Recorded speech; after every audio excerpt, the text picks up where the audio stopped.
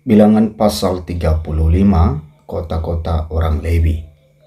Tuhan berfirman kepada Musa di dataran Moab di tepi sungai Yordan di dekat Yerikho. Perintahkanlah kepada orang Israel supaya dari milik pusaka kepunyaannya diberikan mereka kota-kota kepada orang Lewi untuk didiami. Juga haruslah kamu memberikan kepada orang Lewi tanah-tanah penggembalaan yang di sekeliling kota-kota itu. Kota-kota itu akan menjadi kepunyaan mereka untuk didiami dan tanah-tanah penggembalaannya untuk hewan yang mereka miliki dan untuk segala ternak mereka yang lain. Tanah-tanah penggembalaan kota-kota yang harus kamu berikan kepada orang Lewi itu ialah dari tembok kota keluar 1000 hasta berkeliling. Di luar kota itu haruslah kamu mengukur 2000 hasta di sisi timur dan 2000 hasta di sisi selatan dan 2000 hasta di sisi barat dan 2000 hasta di sisi utara, sehingga kota itu berada di tengah-tengah. Itulah bagi mereka tanah-tanah penggembalaan kota-kota. Mengenai kota-kota yang harus kamu berikan kepada orang Lewi itu ialah 6 kota perlindungan yang harus kamu berikan supaya orang pembunuh dapat melarikan diri ke sana. Di samping itu haruslah kamu memberikan 42 kota. Segala kota yang harus kamu berikan kepada orang Lewi itu berjumlah 48 kota, semuanya dengan tanah-tanah penggembalaannya. Mengenai kota-kota yang akan kamu berikan dari tanah milik orang Israel, dari suku yang banyak jumlahnya haruslah kamu ambil banyak, dan dari suku yang sedikit jumlahnya haruslah kamu ambil sedikit.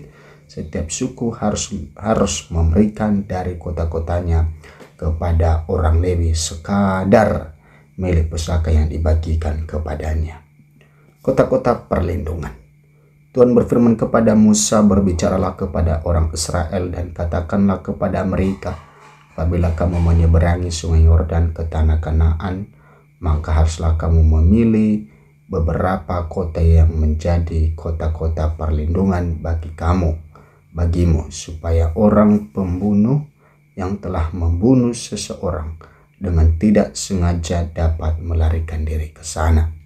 Kota-kota itu akan menjadi tempat perlindungan bagimu terhadap penuntut balas, supaya pembunuh jangan mati sebelum ia dihadapkan kepada rapat umat untuk diadili. Dan kota-kota yang kamu tentukan itu haruslah 6 buah kota perlindungan bagimu.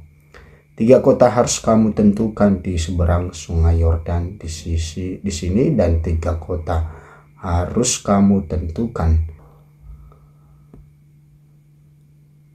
di tanah Kanaan, semuanya kota-kota perlindungan. Keempat, keenam kota itu haruslah menjadi tempat perlindungan bagi orang Israel dan bagi orang asing dan pendatang di tengah-tengahmu, supaya setiap orang yang telah membunuh seseorang dengan tidak sengaja dapat melarikan diri ke sana. Tetapi jika ia membunuh orang itu dengan benda besi sehingga orang itu mati, maka ia seorang pembunuh, pastilah pembunuh itu dibunuh. Dan jika ia membunuh orang itu dengan batu di tangan yang mungkin menyebabkan matinya seseorang sehingga orang itu mati, maka ia seorang pembunuh, pastilah pembunuh itu dibunuh.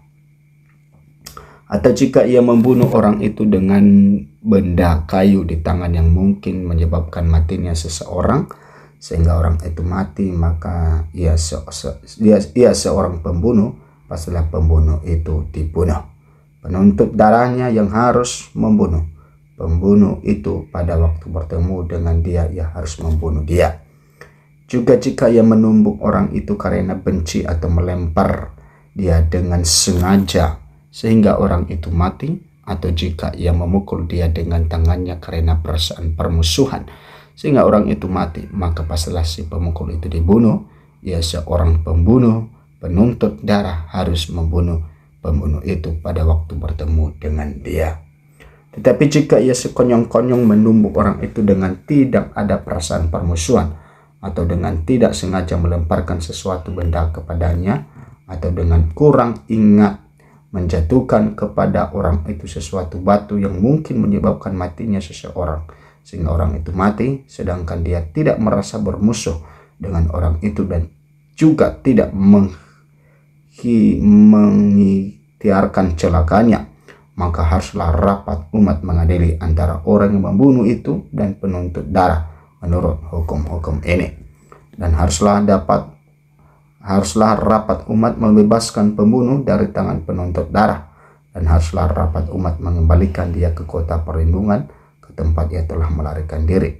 Disitulah ia harus tinggal sampai matinya imam besar yang telah diurapi dengan minyak yang kudus.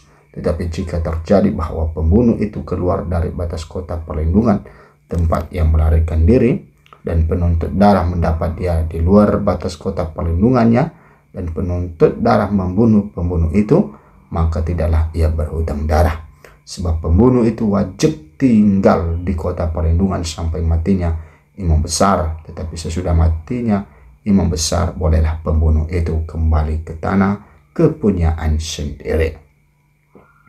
Itulah semuanya yang harus menjadi ketetapan hukum bagimu turun-temurun di segala tempat kediamanmu.